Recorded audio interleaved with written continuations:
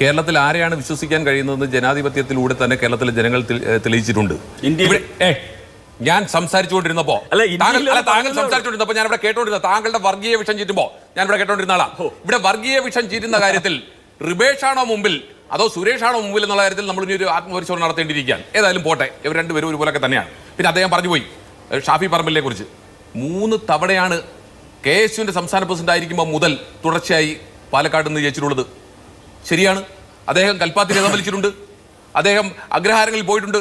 എന്തേ നിങ്ങൾക്ക് നോക്കുന്നത്? എന്താ നിങ്ങൾക്ക് നോക്കുന്നത്? പോയിട്ടുണ്ടെന്നേ. അതേ ഷാഫി പറമ്പിൽ ഇപ്പോൾ വടകരയിൽ നിന്ന് ജയിച്ചിട്ടുണ്ട്.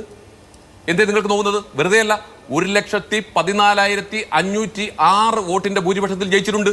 പിന്നെ താങ്കൾ പറയുന്നു ഷാഫി പറമ്പിയും യൂത്ത് കോൺഗ്രസും ഒക്കെ പിന്നെ വ്യാജ കാർഡുണ്ടാക്കി. നിങ്ങളുടെ സംസ്ഥാന പ്രസിഡന്റ് K. സുരേന്ദ്രൻ പറഞ്ഞിരുന്നു ദേശീയ അന്വേഷണ ഏജൻസി അന്വേഷിക്കണം, അതുപോലെ തന്നെ രാഷ്ട്രപതി അന്വേഷിക്കണം. ഇവിടെ എന്തായി നിങ്ങളുടെ അന്വേഷണം? സംസ്ഥാന പോലീസിന്റെ അന്വേഷണം എന്തായി? ഈ പറയുന്ന ഷാഫി പറമ്പിലിനെതിരെയോ ഈ പറയുന്ന രാഹുൽ മാങ്കൂട്ടത്തിനെതിരെയോ എവിടെയെങ്കിലും ഒരു കേസിന്റെ കണിക പോലും ഉണ്ടോ? പിന്നെ വന്നിരുന്നത് തള്ളരുത്. അതിനപ്പുറത്തേക്ക് നിങ്ങളുടെ പാർലമെന്റിലെ പിന്നെ എന്താ പറയുന്നത് ആ കമ്പാരിറ്റീവ് സ്റ്റേറ്റ്മെന്റ് ഒന്നും ഞാൻ പറയണ്ടല്ലോ. ലോക്സഭയിൽ ഒരാൾ മുസ്ലിം കമ്മ്യൂണിറ്റിയിൽപ്പെട്ട നിങ്ങൾക്കുണ്ടോ? BJP-യിലേക്ക് വന്നിരുന്ന് ന്യായം പറയുക. അപ്പോൾ വർഗീയവാദികളുടെ ആ അങ്ങേയറ്റം വന്നിരുന്ന് സംസാരിക്കുമ്പോൾ അതിന് BJP എന്ന് പേരൂടെ ചർച്ചയാൽ പോരാ, പറയുന്നതിൽ ആത്മാർത്ഥത ഉണ്ടാകണം. ഇത് കേരളീയ സമൂഹത്തിനോടാണ് പറയുന്നതെന്ന് താങ്കൾക്ക് ബോധ്യം ഉണ്ടാകണം. അത്ര മാത്രമേ ഞാൻ താങ്കളെ കുറിച്ച് പറയുന്നുള്ളൂ. ഇനി ഞാൻ വസ്തുവിലേക്ക് വരാം. ഇവിടെ പിന്നെ നമ്മുടെ ഹസ്കർ പറഞ്ഞു പോയ ചില കാര്യങ്ങളുണ്ടല്ലോ. 17 കേസുണ്ട്. 18ാമത്തെ കേസിലേക്കാണ് മുഹമ്മദ് ഖാസിമുമായി ബന്ധപ്പെട്ട വിവാദം വന്നതും അത് കോടതിയിലേക്ക് പോയതും മുഹമ്മദ് ഖാസിം കോടതിയിലേക്ക് പോയിട്ടുള്ളൂ എന്നുള്ളതാണ്. ഞാൻ ആവർത്തിക്കുന്നു, ഈ 17 കേസിലും UDF നേതാക്കന്മാർക്കെതിരെ എടുത്തുള്ള കേസുകളിലും കോടതിയിൽ പോയി കോടതിയുടെ നിരീക്ഷണത്തിൽ ഒരു അന്വേഷണം നടത്തിയാൽ വാദി പ്രതിയാകുമെന്ന കാര്യത്തിൽ ഒരു തർക്കവും വേണ്ട. ഞങ്ങൾക്ക് അതിന് ഒറ്റ കാരണം മതി, ഈ 18ാമത്തെ കേസ് മാത്രം മതി. ഇനി താങ്കൾ പറയുന്നു ശൈലജയെ കുറിച്ചൊക്കെ പറഞ്ഞല്ലോ, ഇപ്പോഴും ലോകായുക്തയിലും കേസുണ്ട്.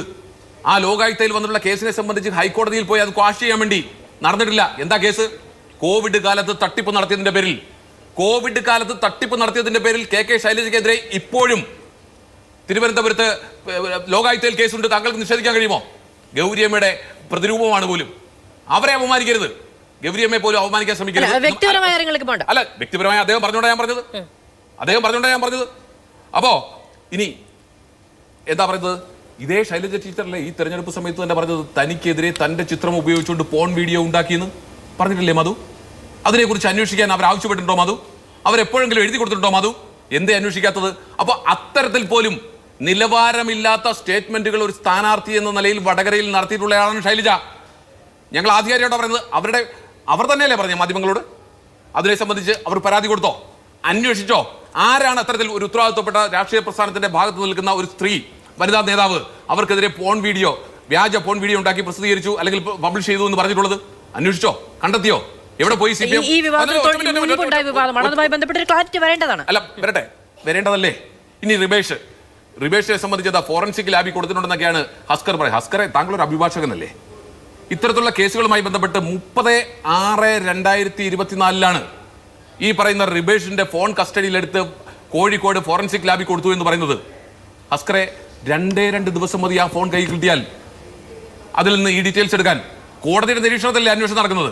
നിങ്ങൾ ഇവിടെ സീഡാക്കിൽ കൊടുത്തു നോക്കൂ, 1-2 ദിവസം കൊണ്ട് കിട്ടും. ഇത്രയും പ്രമാദമായ ഒരു കേസ്, ആ കേസിനെ സംബന്ധിച്ച് സീഡാക്കിനേക്കാൾ അപ്പുറമല്ലോ എന്തായാലും പോലീസിന്റെ ഫോറൻസിക് ലാബ്.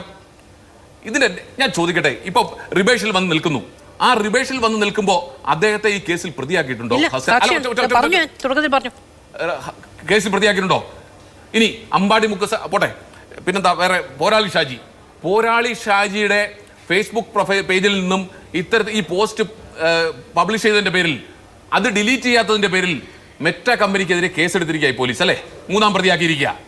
ആ പോരാളി ഷാജിയെ അതിന്റെ അഡ്മിനെ കണ്ടെത്തി പോലീസ് വിളിച്ചു വരുത്തി മൊഴിയെടുത്ത് തെളിവെടുത്ത് സാക്ഷി പട്ടികയിൽപ്പെടുത്തി ചായയും കൊടുത്ത് പറഞ്ഞു വിട്ടു.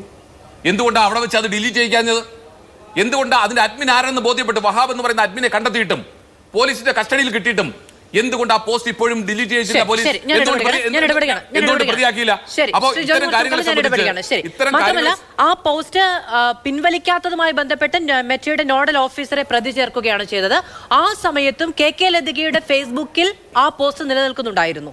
മെറ്റ ആ പോസ്റ്റുകൾ അടങ്ങിയ ആ സ്ക്രീൻഷോട്ടുകൾ അടങ്ങിയ പോസ്റ്റുകൾ പിൻവലിക്കാത്തതിന് പ്രതിയാക്കുമ്പോൾ CPM-ന്റെ ഏറ്റവും പ്രധാനപ്പെട്ട നേതാവിന്റെ ഫേസ്ബുക്ക് പേജിൽ ആ സ്ക്രീൻഷോട്ട് അപ്പോഴും ഉണ്ട്. ഒന്നുകൂടെ ഒറ്റ മിനിറ്റ്, ഇപ്പോഴും പയ്യോളി ലോക്കൽ കമ്മിറ്റി സെക്രട്ടറിയുടെ ഏരിയ കമ്മിറ്റി സെക്രട്ടറിയുടെ ഫേസ്ബുക്ക് പേജിൽ ഇപ്പോഴും ഈ പോസ്റ്റ് ഉണ്ട്. ശരി